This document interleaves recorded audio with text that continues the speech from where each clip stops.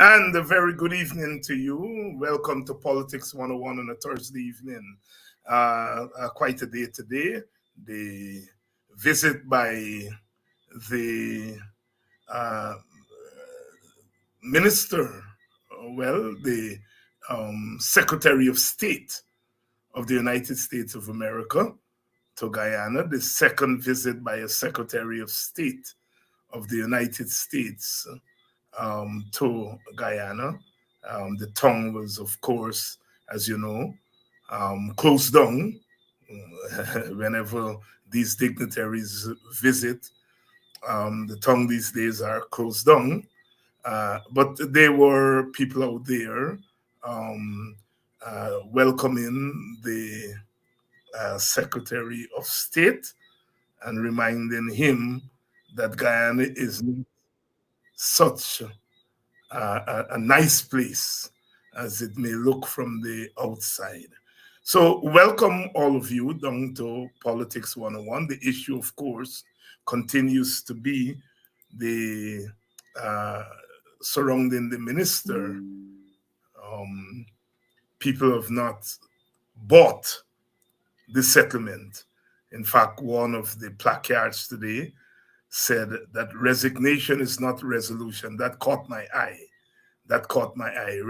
Resignation is not resolution.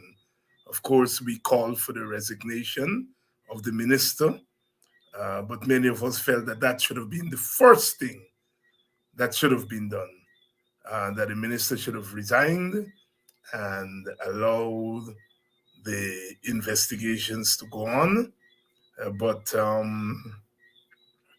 the minister was cleared, and then he resigned. He was quote unquote cleared. And as we said, this whole matter brings into question uh, the rule of law, the abuse of power, the manipulation of the system of investigation. And in law and constitutional law, we talk about equality before the law. Now we have to talk about inequality before the law. The way this minister was treated from beginning to end, put on station bail, you know, um, investigation botched, you know. Um, it seems as though there's no equality before the law. The child was not allowed or citizenship rights. So it brings into full display the question of citizenship, what it is to be a citizen of Guyana. Our citizenship right is not just confined to voting, it's confined to equal protection before the law. The law is supposed to protect all of us and to do that equally. The right to own property, that is part of citizenship. And we see property is being mowed down. The very citizenship that we fought for is under duress. Are we equal citizens in Guyana? Good evening to all of you. If you're joining us from Guyana, as I said, I was out there today, went out and was part of the group that I don't want to say protest, you know, but part of the group that was out there to draw to the attention of the visiting Americans that all is not well in our Guyana, that we are becoming a petrol state, but lots of stress and instability. Usually, instability comes from the dissenters. In our case in Guyana, the instability is coming from the governors. So it was good to be out there, and I want to thank all those of you who spoke with me, all the Politics 101ers, and I know many of you said that you will be on. Don't miss an edition. And it was so good to speak to ordinary people, not big university people, ordinary people who take an interest by their own testimony, take an interest in what's going on in our country. And it was so nice to meet many of you in person, able to shake hands and to chat for a little. And those of you who passed in your vehicles and recognized us and honked and so on, it was wonderful. Those of you who are joining us from outside of Guyana, in our Caribbean, it's still CARICOM week. The CARICOM meeting this year attracted, of course, the Secretary of State of the United States, the Secretary General of the United Nations. So very busy time for our region, our Caribbean, but troubled times for our Guyana. You're joining us from the United States of America. Good evening. Good evening if you're joining us from Canada, the United Kingdom, England, Europe, um, uh, wherever you're joining us from. A very good evening to you and welcome to today's program. We're having tonight Khemraj Ramjattan.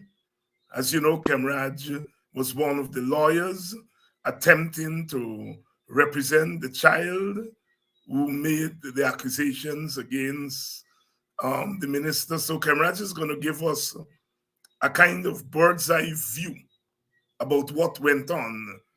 We noticed that charges were laid against the Child Protection Agency for apparently being in collusion with those forces which were determined to jettison the investigations into this matter.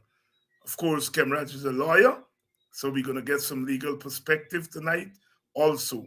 So we're going to get some political perspective, some legal perspectives, and we're going to get some testimony from Khemraj about what happened when they attempted.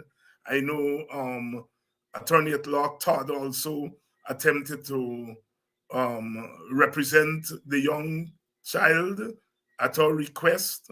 What happened? So we're going to get some bird's eye testimony. So again, welcome all of you to Politics 101. Today, they also named the mayors and deputy mayors of Georgetown and Linden. I know Sharma Solomon is now the mayor of Linden, and Mr. Mentor. Gosh, I've been threatening since Mr. Mentor was the deputy mayor. And I kept, whenever I meet him, apologizing. Months now, I promised to invite him to come on, but now he's mayor. He's mayor, and we're going to try to get him here as quickly as possible. Lost the seat by a couple of votes, didn't get a recount, but got on to the council via the top-up votes, as they call them, the PR votes, and is the new mayor of Georgetown.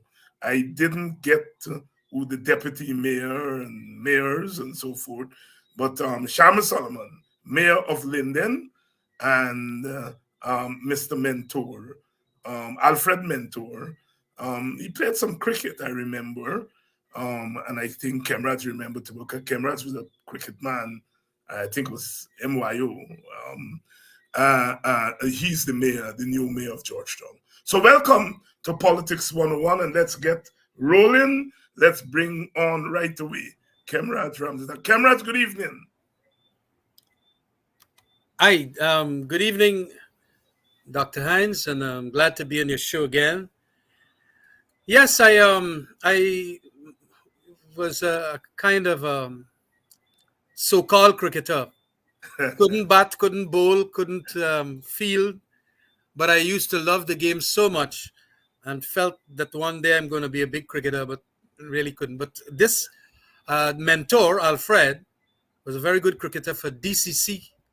Yes. I was better at administering, and I was vice president and president at Gandhi Youth Cricket Club for a Gandhi. I number said of years. NYU is Gandhi. Right, right, right. Yes. I remember you at Gandhi. Well, it's a story, you know. We all West Indians have some story to talk about cricket. You know, as as a youngster, I used to be at school.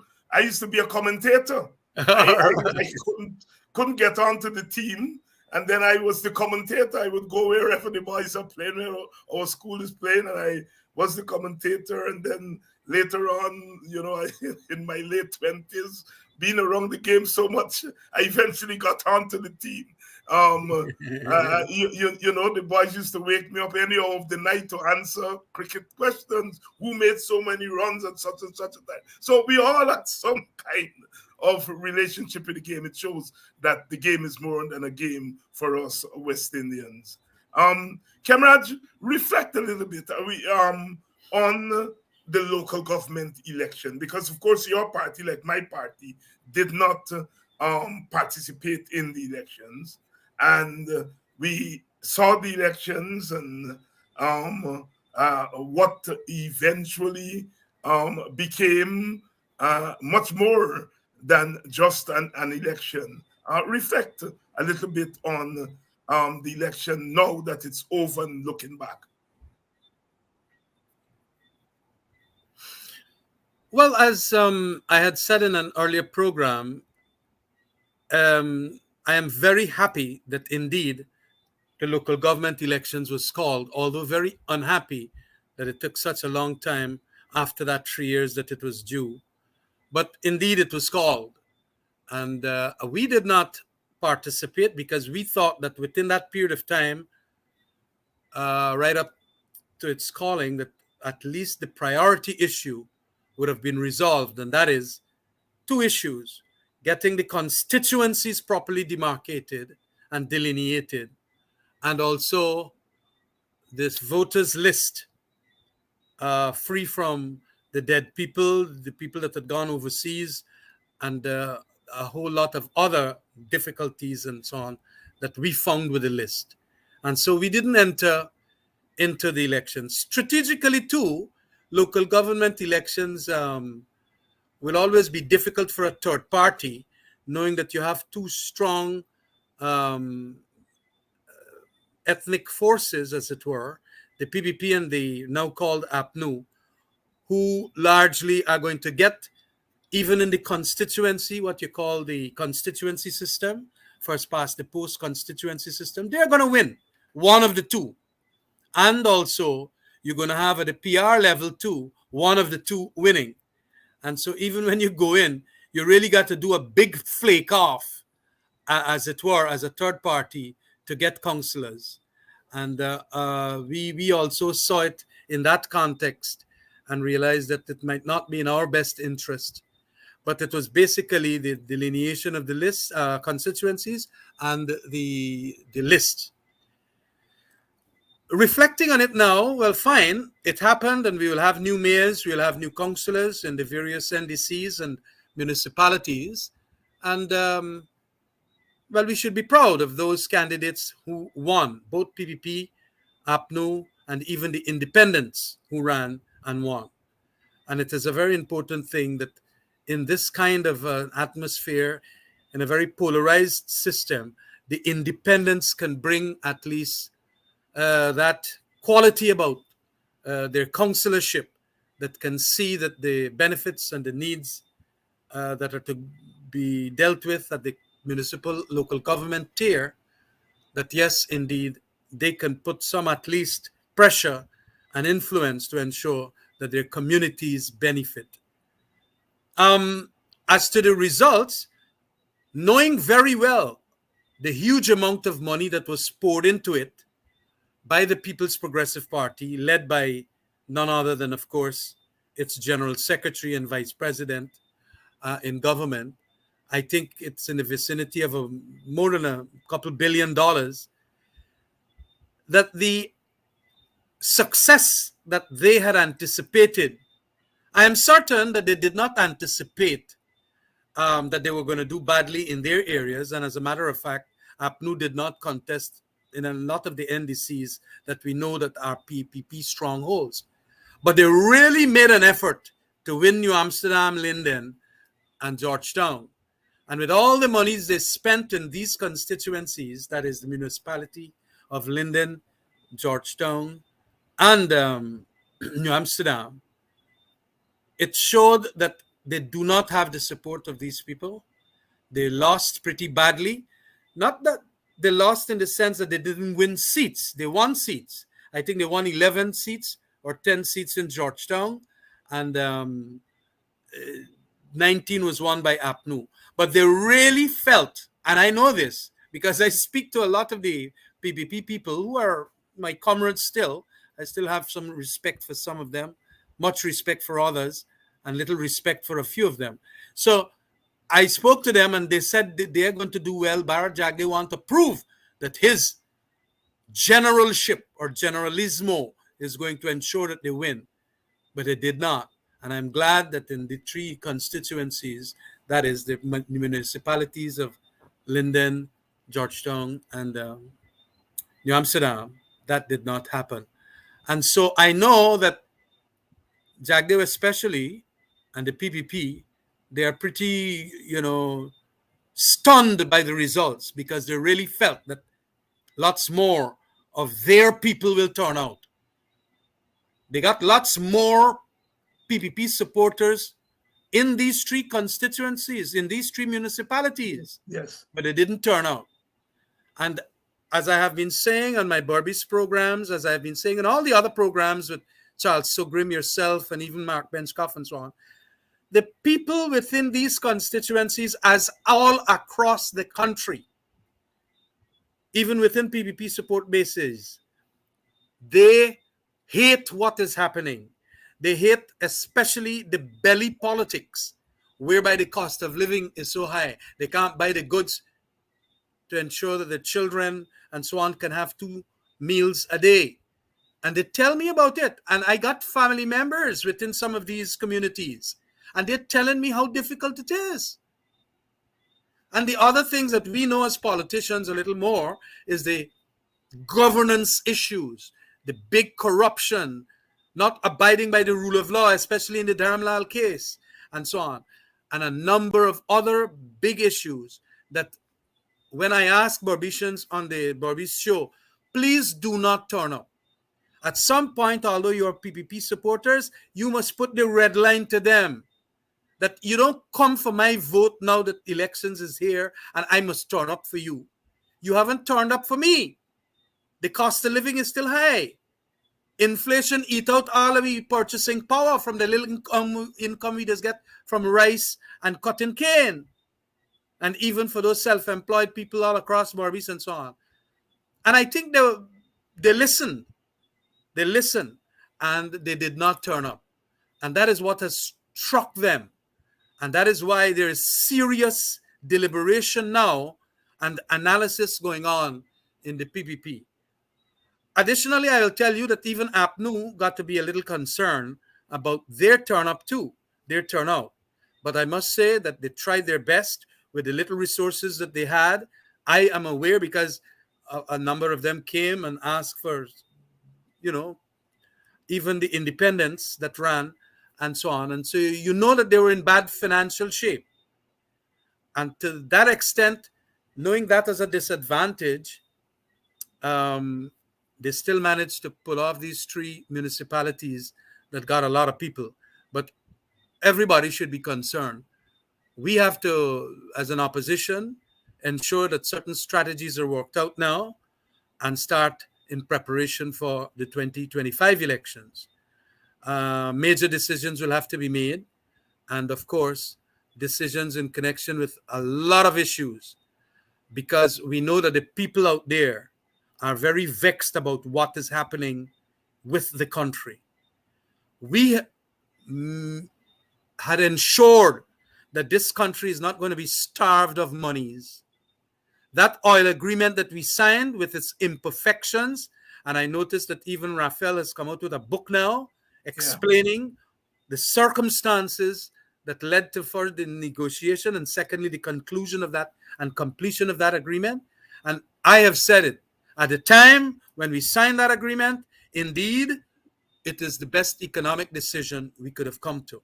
Lots of people still vex with us and vex with the government then, but whatever, especially the PPP government. But they had told the same Barbicians, they had told the whole country that this rotten agreement that the government of the APNU AFC have signed on to, as soon as we get into government, we're going to make it better by renegotiating and reviewing it.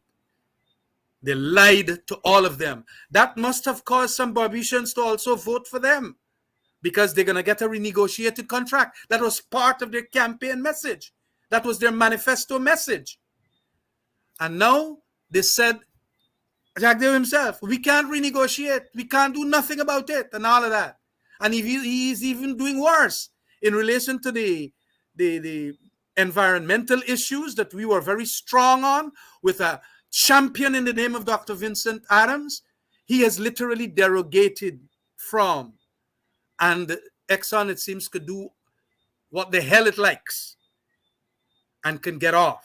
And of course, although we got a judgment from Sandhill Kissoon stating that indeed we should have some company parent guarantee or guarantee from the parent company,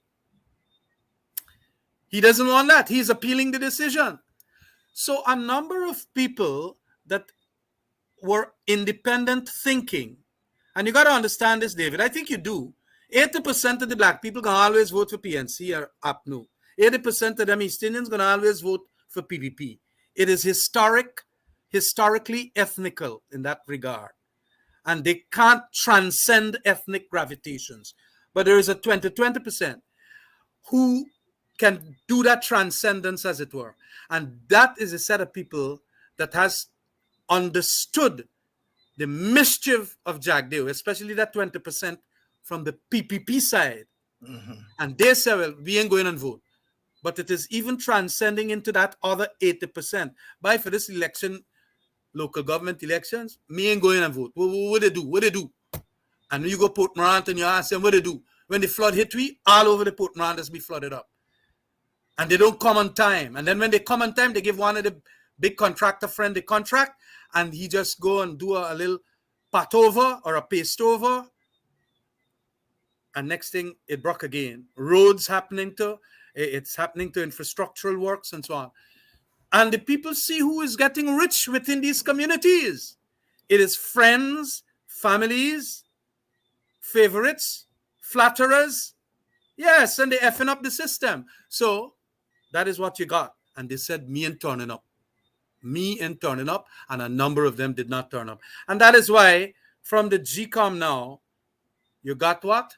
It came out with a statistic, I think only 37% of the list of voters, that is their list of voters, which obviously we would have to go by at this time. Right. Did not, only 37% turned up, sorry. 63% did not turn up. And that shows how people, are getting very in a state of apathy, as it were, in relation to local government elections.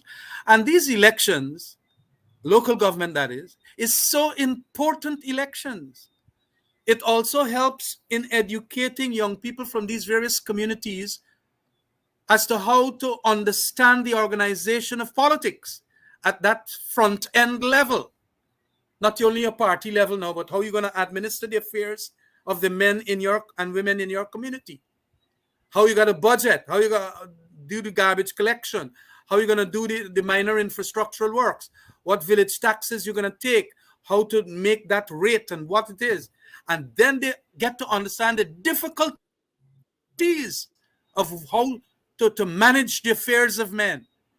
And that is why it is an important thing, because as we get better with local government elections, our general electorate, our general population will appreciate that this thing, politics, is not easy as they like to think in the rum shop or they need the wedding house tent or so on.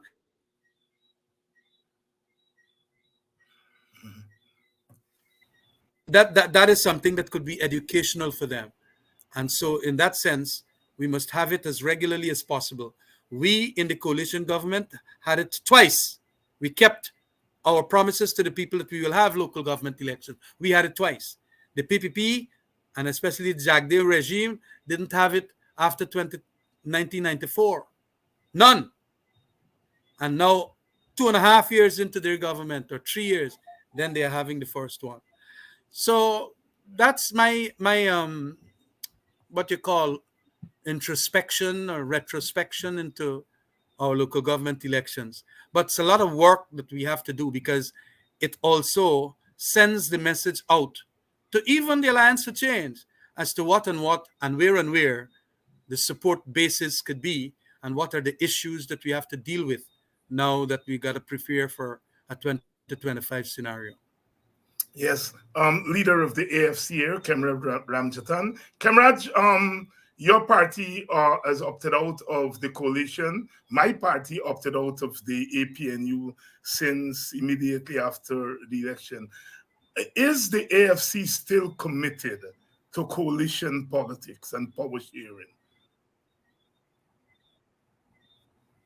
I am absolutely personally at that level committed to it. I think that is the only way that we can go to ensure that you have a livable democracy. Um, but the coalition arrangements will have to be arrangements that we can work along with. We do not want big player, little player is down the caste, as it were, like a being treated like a Dalit, or even worse. So we will have to, and that it goes for the other small parties that might want to be like WPA Yeah. and so on. So we have to have what is called partnerships in the arrangements, more than hierarchical Yes. stratification, and so on. So it is very important that we understand that that kind of coalition will work. We feel that it is the only way, and at a practical, pragmatic level, to get a government like the PPP out from power, you have to go coalition, because the constitutional amendment that talks about, like in the 1964 constitution, Right. where you can have a A coalition coalition after after the, the yes, elections, it is not in operation under our constitution since the 1980 scenario, when Bonham changed up the constitution. And so we might be forced to go into that kind of coalition arrangement the next time. But of course, as I have said, democratically, that will have to be decided by my membership at a party's national conference. A lot of people don't understand why, because strategically, to win the PPP, you sometimes have to do this thing. However, I must tell you that once, of course, there is a constitutional amendment in this new constitutional process that we will soon have, hopefully it will be done in 2024, as our Attorney General, my good friend Anil Nandlal, is saying, that we can get a constitutional amendment that goes back like in the 1964 period, whereby post coalition arrangements can determine who the presidency will go to, right, or who the right, government will go to, right, right, right? right, And once you get that, you can run separate, get the amount of seats, and then you can tell whosoever you got to tell, if it's the president, the past president, that the majority has been won by these two political parties and so on. And then you can get that going, just like how in those 64 time, you could tell the governor general that UF and the PNC has gotten the largest confidence of the members of the National Assembly, and then Bonham became the prime minister, although the PPP had the most seats, although not a majority. And so that is the kind of arrangement that we will be looking forward to in 2024. It is an important constitutional amendment. But again, I don't know if the APNU people are going to support it, or the PPP will support it. I doubt whether the PPP will support it. I don't know about the APNU yet. But whatever it is, you will need, I think, a two-thirds majority for two-thirds that. majority. Yes, you need a two-thirds majority. Sure. Khemraj, you mentioned the local government election and the PPP's mantra that it was going to win more support, or win a lot of support in the African Guyanese community, to the point where it felt it could take those big municipalities. Of course, we know in politics there's always an objective. And we know that over the last 3 years, the opposition, we've been pointing out that there's been a lot of racial discrimination, and the PPP, on the other hand, has been saying no. In fact, it declared itself before the local government election as the most multiracial party in the country. Now we know how ridiculous that is. But to put itself out on a limb and made such a ridiculous declaration, it must have had something in mind. We didn't know then that the US Secretary of State was coming. And the US State Department has said on more than one occasion that the PPP should be more inclusive, That's both right. at the level of governance and at the level of economics.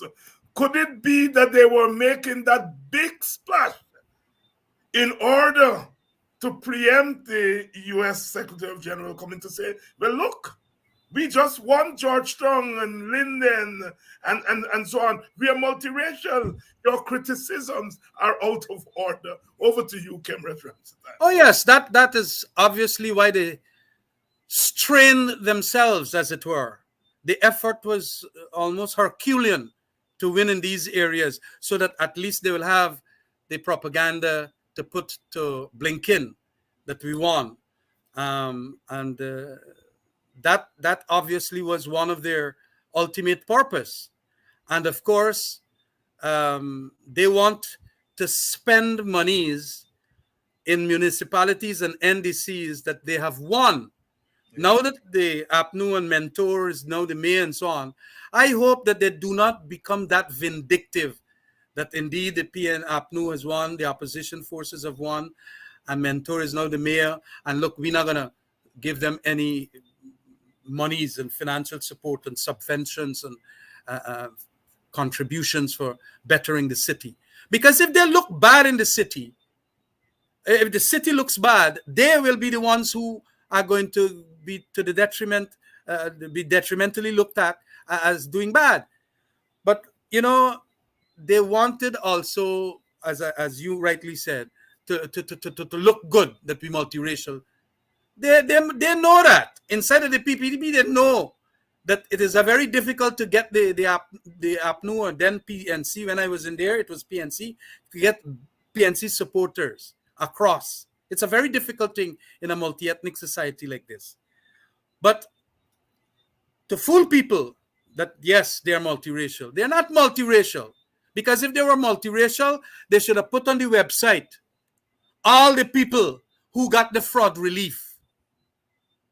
And you're going to see how many East Indians, if not 99% of East Indians, got flood relief. Although people who were flooded out too was a lot of black people. They don't want to do that.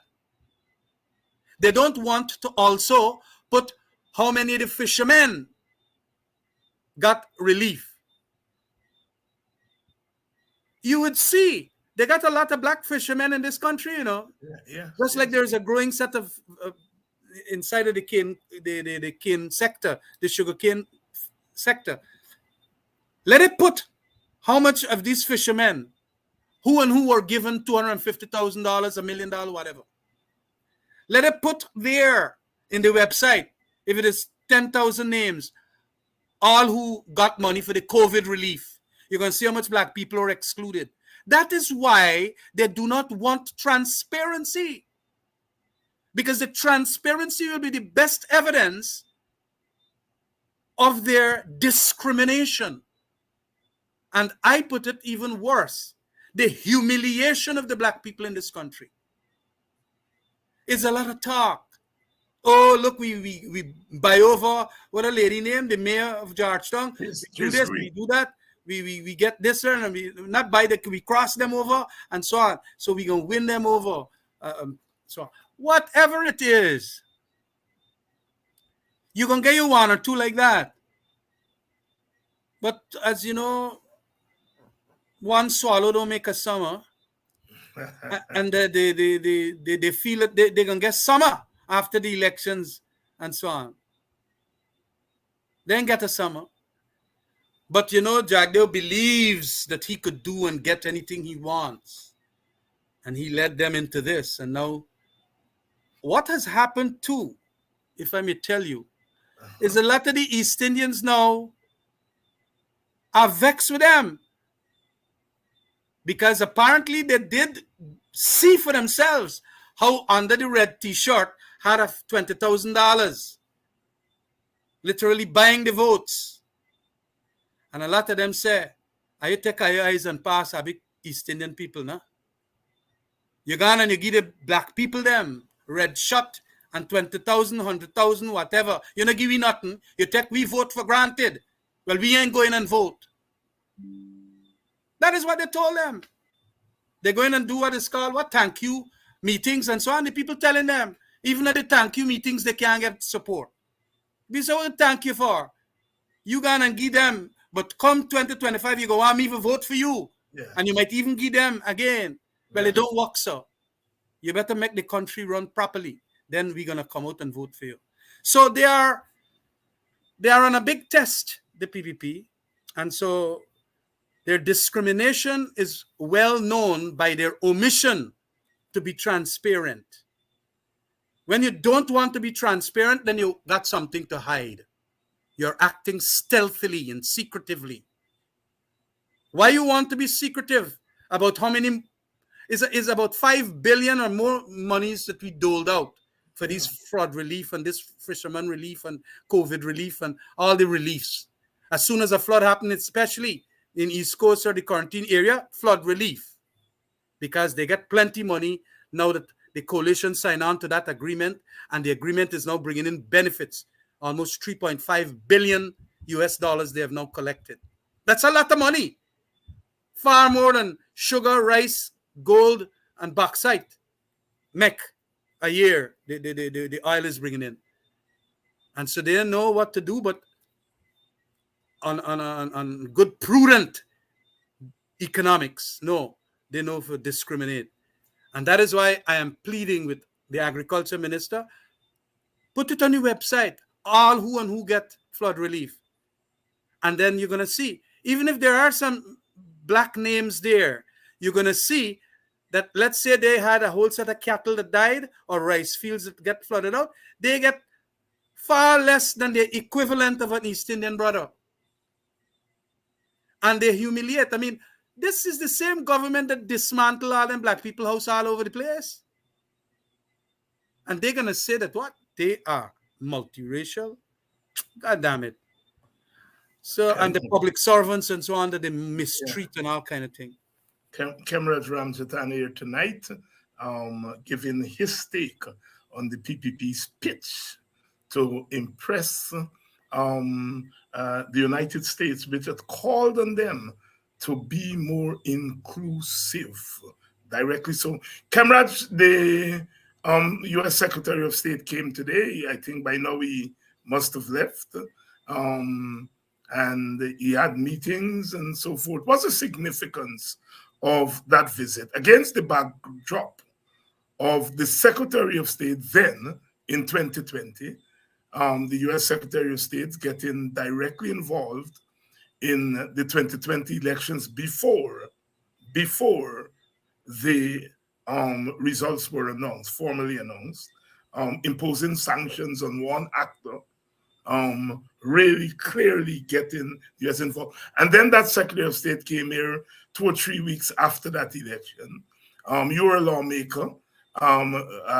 You can tell us whether you all were apprised of what agreements that were made between the then Secretary of State and the government of Guyana. Against that backdrop, tell us how significant this visit by Mr. Blinken is.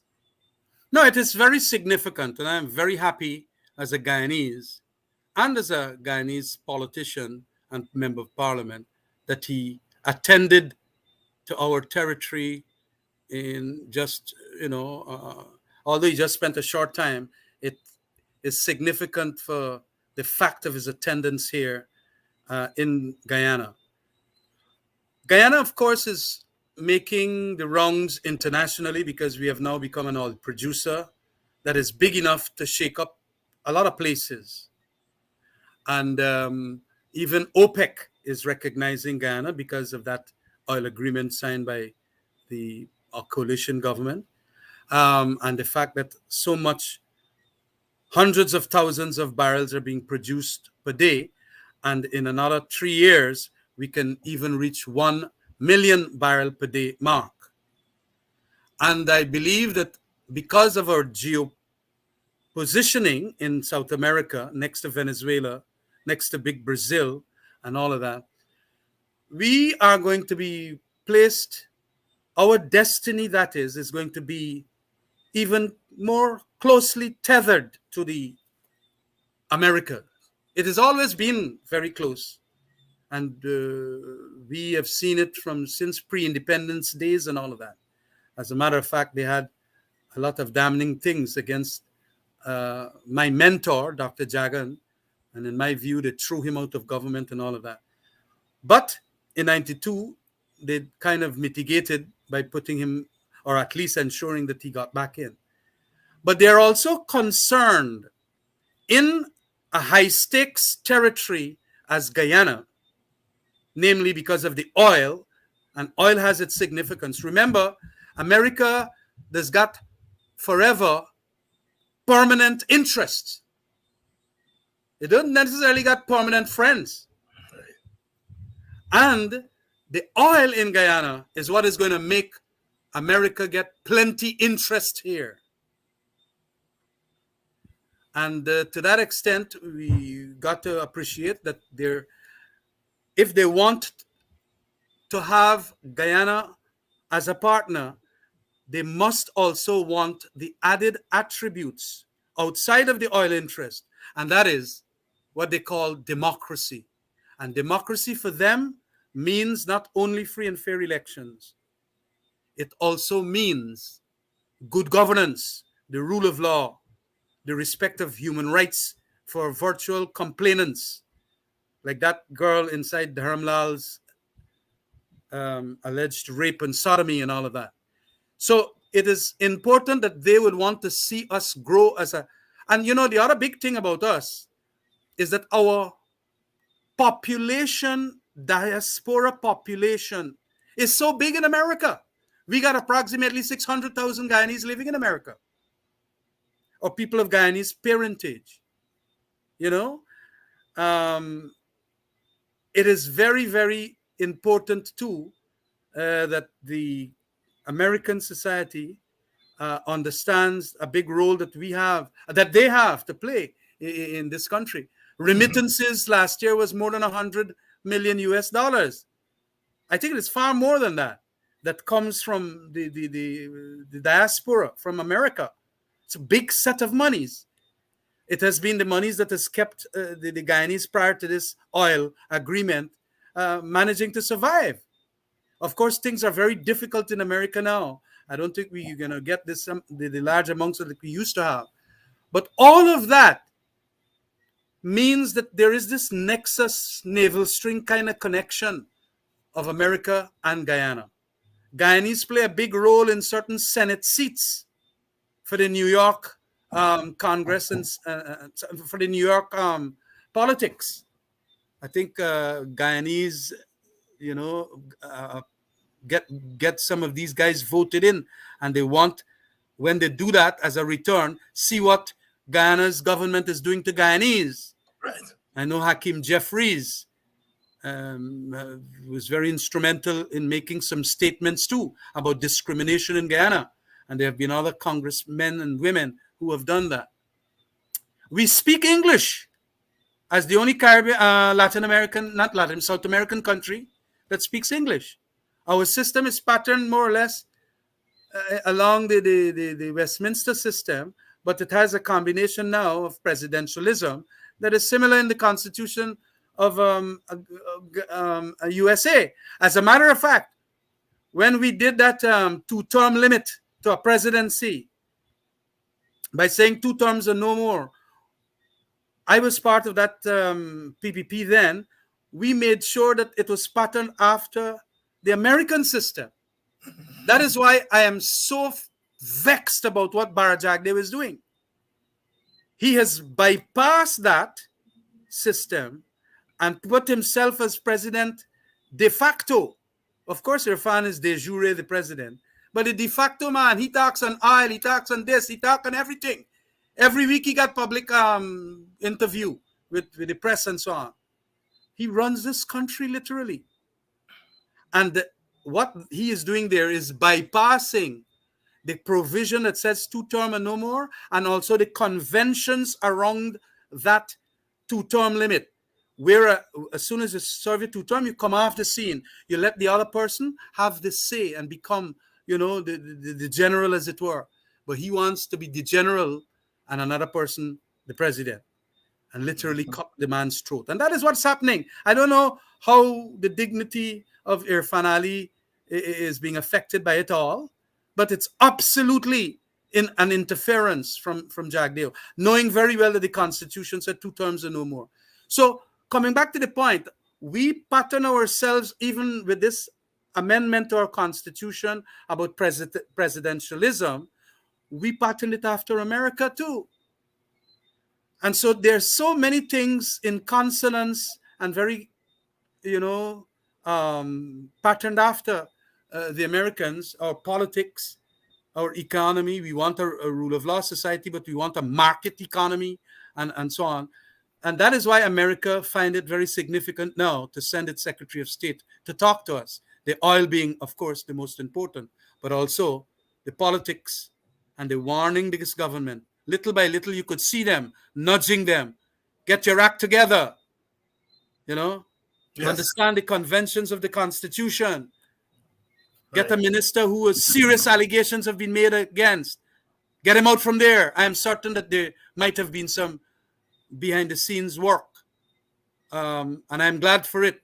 But they must do a lot more than behind the scenes. They must condemn publicly what we're going to soon talk about, I think.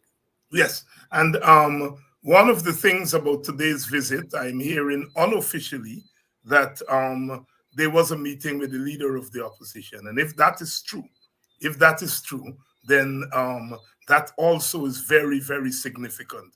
People Very significant. I want to make a word of that. I missed that. Yes, go right ahead. Go right ahead. A lot of people saying that we should not have had only the leader of the opposition.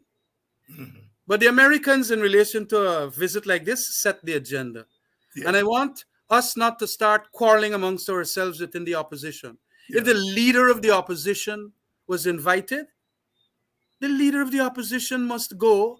And I am absolutely certain that Aubrey Norton would have talked all the things that we all would have wanted to talk about and tell Mr. Blinken. Okay? And so I don't want us to start becoming disunited, because I see in some of the strings and so on, some people start saying, but why Aubrey didn't call in Mr. Ramjattan? Oh, Mr. Ramjattan is now and nothing, and so on and so on and so on. I agree. And I'm very happy of the development that they have wanted somebody from the opposition and so on, and that he went. And so it is significant too, in that regard, that they're now paying attention to the opposition by virtue of at least having a private meeting with such an important player, cabinet member out of America, having an opposition leader there, our opposition leader. We are still APNU AFC in the parliament, and he's our opposition leader. Yes. And if and he gets I share your view too, as an opposition person, that at least somebody representing our side of the aisle was there. And from what I'm hearing behind the scenes, it was a good meeting. It was a very, very good meeting, and I'm happy about that. People were asking me on the picket line today whether he was meeting with Mr. Norton. I could not answer at that time because I did not have that information. But I subsequently learned that Mr. Norton did meet with him, and that the meeting was a good meeting. And in this, that's big. That's big. Very big. Very big. That he met with the opposition. Khemraj, and the PVP not gonna like it, PVP not gonna like it. No. I had a quick word with the opposition leader. No big details, but he did confirm that it was a very fruitful meeting. So I think that's a big plus for those of us on the side of the opposition. Khemraj, let's pivot to this Dharamlal thing. You were involved at a particular level, but let's start first of all with your general take on the whole arc of this thing. You're a lawyer. You know something about investigations. You know something about the law. Well, more than something about the law. Um, are you satisfied? Are you satisfied that this whole thing?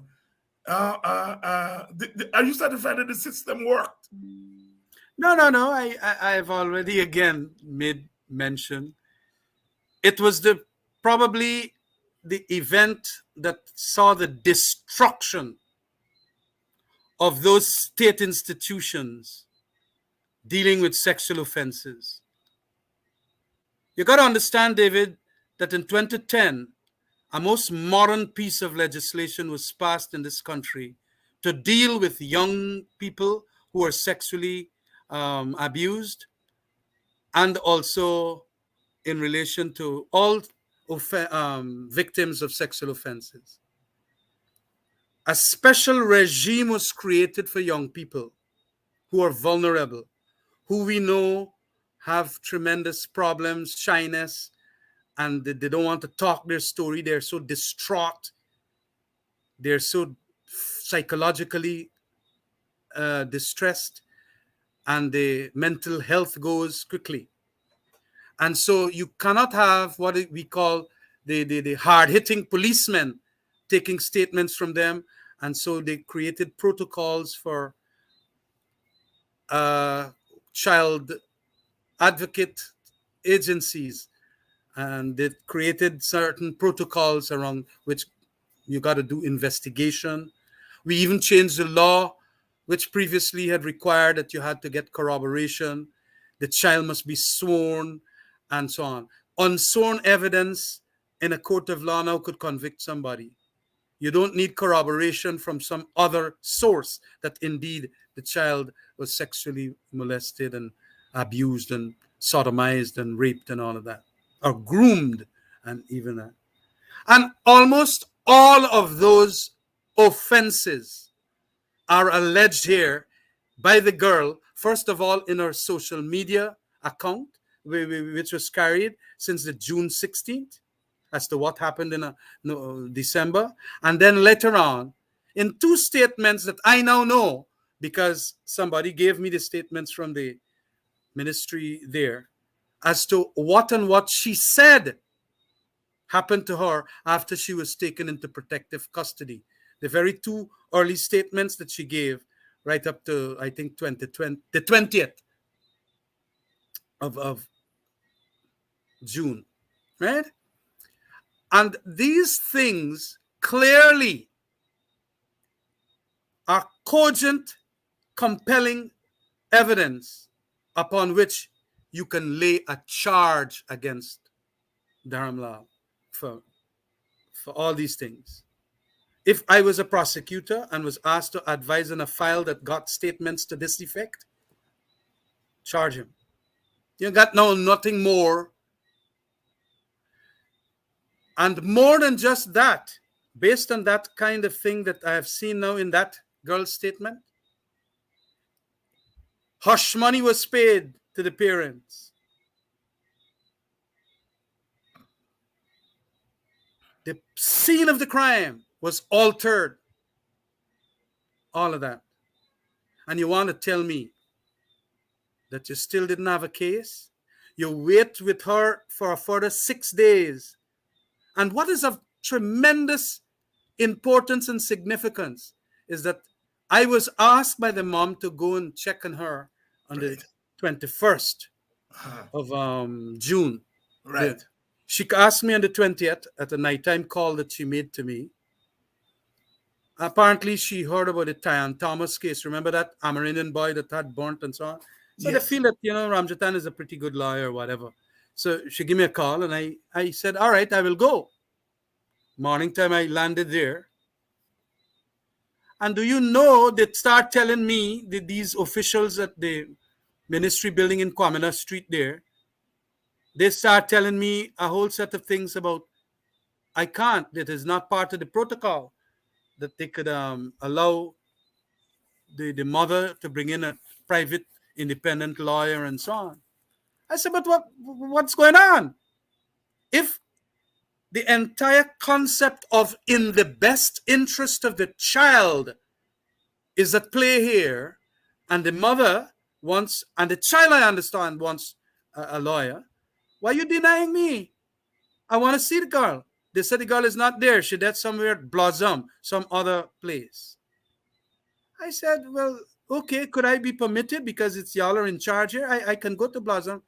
No, no, no. The protocol doesn't say that you can get independent legal advice. And that is why I'm saying, as a result, 6 other days in what you call incognito, secretly held in Yes, protective yes, custody, yes, must yes, have broken that girl. She can't see nobody that is independent of her mom.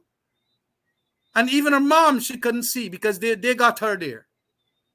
And what you think that they were doing, at least at the very beginning, it looked like they did a pretty good job. Thereafter, what? For the statement for what? For the statement for what? You got enough, and the girl was saying that. Ultimately, the girl in frustration had to tell the police. And you know what, too? The police, like, they only want to hear the girl say that. As soon as the girl say that, they bring it out publicly. Why yes, don't the police bring out publicly what the girl said that the minister did to her? No, but no further action will be taken. That is where the girls sign up now. In frustration, of course. But they're gone quickly. They put that out in the public. That one named Khemraj Shivbaran. The girl was then taken to some Essequibo police station. He quickly write up something and sign it. The girl retracted. Why do retractions have a special significance about them as against what she said to the Blossom people in that forensic interview? And when you read that statement, it is sufficient. Any one of we, if that was said by any other girl against us, them police might would have done lock we ass up. yes, yes. Lock we up. Long time. Go to court and said no bail. But this chap here get off. But as I said, the shame is greater than the exoneration. And the first time that the president would have seen this thing or asked about it, the president had to knock this chap off if he didn't want to tender his resignation. Under Westminster type democracies, whenever the indiscretion is made like this and comes to be known publicly, the boss that be, whether he's president or prime minister, asks the minister, Minister, hold on a minute. I think you have committed a personal indiscretion. Notwithstanding, you might not be charged or you might not be convicted if you are charged. Just like A.J. Simpson. He get off from the case. But who you think murder his wife and the wife boyfriend? Is O.J. Simpson's. I said A.J. O.J. Simpson. Yes. But we could all talk about it. Because on the public platform, we know what the girl had said. And as a president, you should say, hey, come about, resign. Don't tell me that you want administrative leave. You know? And then all his cabinet ministers ought to have told him, here, this fella got forgot. Now, when charges have been dropped, no. And let me tell you something. A lot of other people have made allegations of this sort. A girl from New York, one girl from Essequibo. And people know about this chap bad behavior. He behaved so thoroughly bad in Parliament. Oh, he called people, them girls in Parliament and so on. And then he made a dildo comment. He pulled gun on an IDB official. All this thing. And they make him minister, senior minister. The thing stinks to high heavens because 2 things. It shows the quality of the people the PPP like to put in together in cabinet. And secondly, our institutions dealing with sexual offenses have been made questionable, and that questionable nature will live with it for a while to come. it got a lot of work to undo this misadventure. Khemraj, you were Home Affairs Minister directly, with oversight of the police force. Um, could could could not could the Home Affairs Minister, could he not have said to the police from Shivbaran right down to Blanham and so on that this thing is not looking good, guys? Get your act together. Well, Would that have been interference? no, because you're telling them to administer in accordance with your policy, which is Yes, professionalism. yes, That is not interference. right. I mean, they got some times when I was public security minister in that ministry. There were people who come and said that there are rogue elements that want to bribe. A whole set of minibus drivers had come. And they tell me that the thing gone up to some inspector level. I said, what? And then I said, we can have to set up some people here now. And when the fella called, I just tell the man in charge at Sparnam, give the fella the money to pay as pay. And then call in the man immediately and take the money out of his pocket. You just got to mark the money. Yeah. You know? And it happened. And then the inspector went and said, open the pocket there. Is a private ranker in this case. The lower rank, constable. And he find him. About 68 people like that, not necessarily in those same circumstances, but I had to tell the police, this man is making this allegation all the time that they want bribe, they want bribe, they want bribe. Look, the man must be talking the truth. Just do the thing that I'm arranging, because as a prosecutor, when I was at the DPP's chambers, that is how we used to advise that to set it up so that you'll have the straight up evidence that he's caught, as it were, in flagranto delicto, in the act. And so we got about 6 to 9 of them rogue elements were knocked off during my 5-year period. And that is how you bring back professionalism, because when people feel that there is going to be an impunity, you're never going to get professionalism. And especially when it deals with big officers like ministers, permanent secretaries, and all of them, when they feel that they could get off, and then it has a nasty impact on the smaller man. Well, if them big boys could thief and rape, me can thief and rape too. And then your whole society goes haywire. And that is the danger about this thing. That is why I'm saying that we will pay a big price. Because whenever a police force catch a big boy, the police force does get good kudos. Mm-hmm. Not only the deterrent the effect of making other small players commit crimes, but when true professionalism prevails and they catch a big boy, everybody can say them police by good boy. That was brave. That was professional. But what we got here?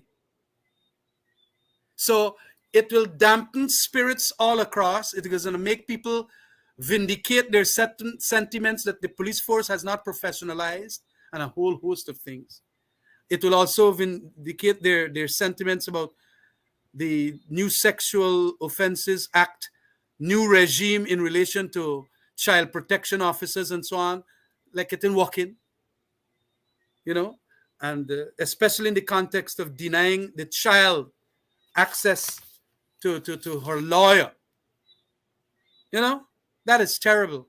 And that is why I am asking the government of Guyana, the president,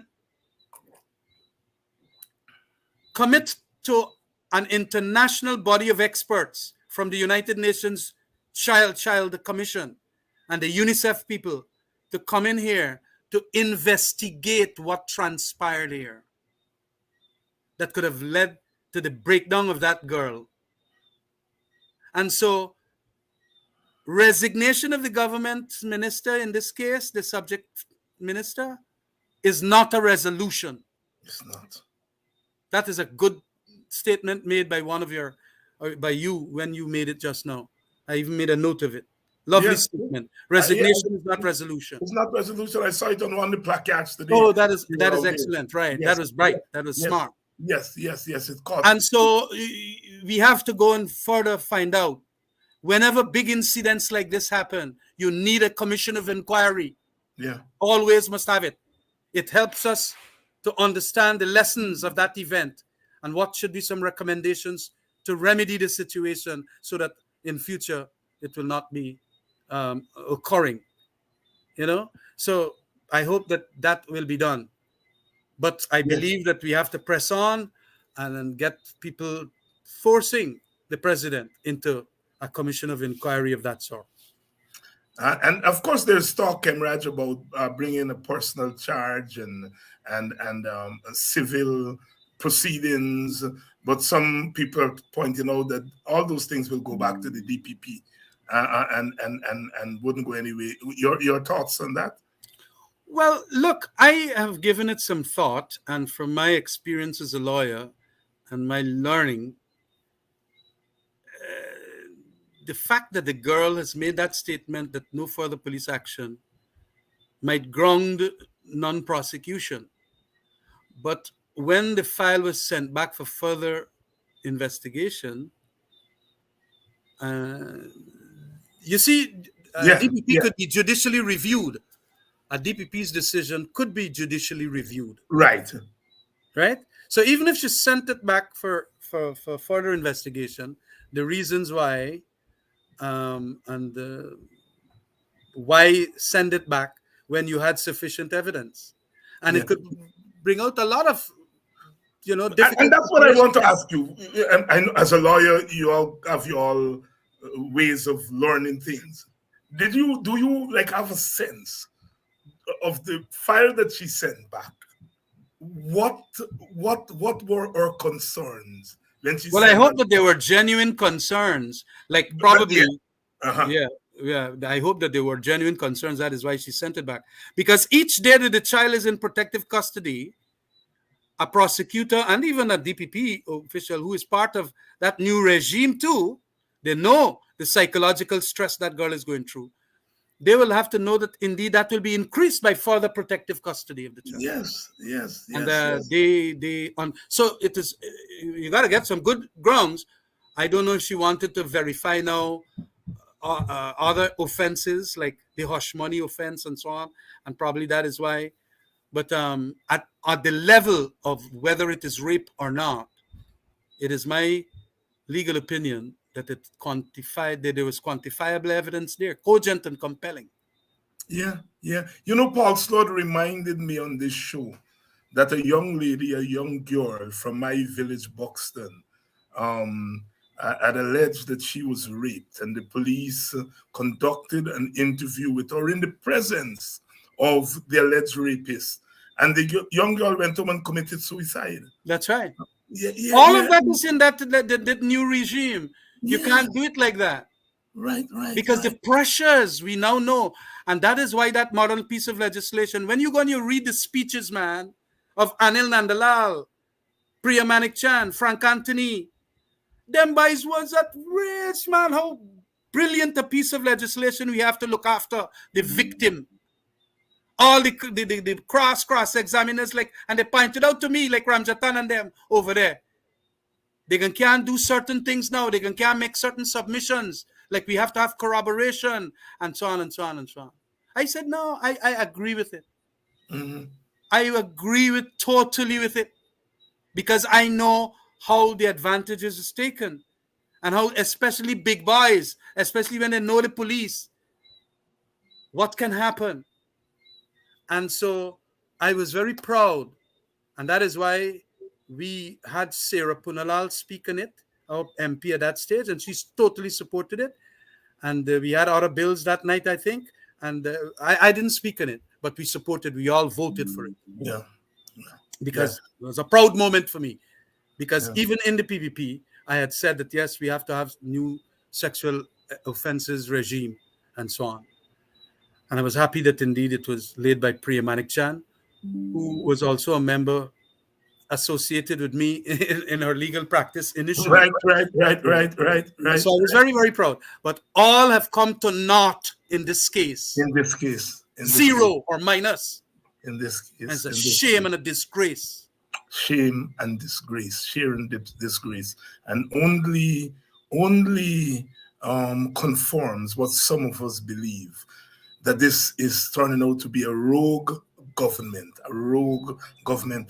Khemraj, as we run out of time, your closing thoughts. Well, I like this fact that we could speak here, we could talk, and educate the people about all these issues. And it is important that people pay attention to it. I know that the PPP, especially under its General Secretary, Bar Jagdeo, whenever we do programs like these, he gets very angry and he starts doing a lot of things to set people up all over the place and tell them that Ramjattan must not be going into your territory and chase him out and this and that and whatever. But I want to tell Bharat, even on this program, allow the democracy to flourish. You should go on pasture. Let Irfan Ali, who seems to be less heartless than you, Jagdeo, run the country. You're not needed there. And we have to start plugging away that two-term limits means that you can't come back as a vice president and run a third term, because it's the same thing you'll do 2025 too. Assuming they win, he gonna want to be president again. The chap likes power and he don't want to give it up. And that is why I've begged Irfan Ali on several programs, treat him like how he treated Janet Jagan. Yeah. Ma'am, you're a private citizen now. Go and pasture. And the lady after that never ever went back to Freedom Ocean. So that is Wow. what their fans should do. I think Wow. we will have a better country in the absence of Jagdeo. Thank you. Thank you very much. Thank you very much, Khemraj. Thank you for coming through for us as usual. And I want to thank all of you for staying with us tonight. One of our brothers here, Mr. Morgan, is charged for a comment he made on this program um, he's charged under the cybercrime law and is slated to go to court on Tuesday. We're trying to put things together. Um, and it's so easy to charge ordinary people for stupidness, flimsiness, and so difficult to charge someone for the kind of offense that this man was accused of. And in the end, he's walking scot-free as far as the law is concerned. It's the type of country that we're in. I want to thank you all of you, for ensuring that we are building a movement. I want to thank all those of you who are out there today, lifting your voices and letting the Secretary of State and the Americans know that we do not believe that this government is a legitimate government. We know the satellites were all there and picking up what was going on. So although they sped the secretary into State House and cordon off half of the town, we know that the technology is there for them to know. I want to thank all of you who came out. I saw Red Thread was out there also protesting.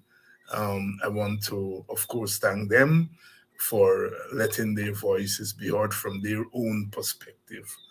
All those of you who I managed to speak with today, I want to thank you. Special thanks to the ladies from Grove,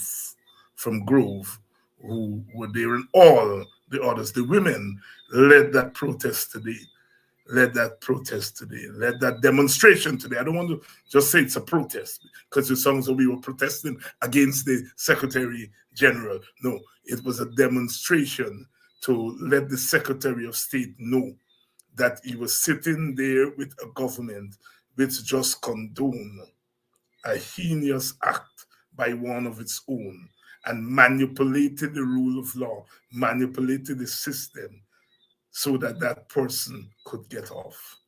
Guyana is our Guyana. Guyana belongs to all of us. And we have to pledge that we will not stop. We will not stop until we straighten all the crooked corners of our country. It's the best time for our country since emancipation, since the village movement, when our people humanize our country. We have a chance now with the oil wealth, and we have a government that is standing in the way. And, uh, and we have to continue. We have to continue to work. The PPP represents almost half of the electorate. We understand that. And we're not saying that the PPP should not be part of governance. What we are saying is that the PPP cannot be trusted to govern alone. They've proven they've proven to be a rogue government. That's the topic of our show tonight. A rogue government. A rogue government that's run amok. The struggle goes on. The struggle goes on. Don't let up. Don't let up. Don't let up. Because the minute we relax, something else is going to happen. I love you all. Thank you for coming through as usual. And tomorrow night we will be back to continue this struggle. The struggle to better our country, to better our country and to humanize our country again. Because without our humanity, we are nothing. And our humanity is under assault. Our humanity is under assault. We come in peace and we leave in peace and come back tomorrow to continue the struggle. Good night.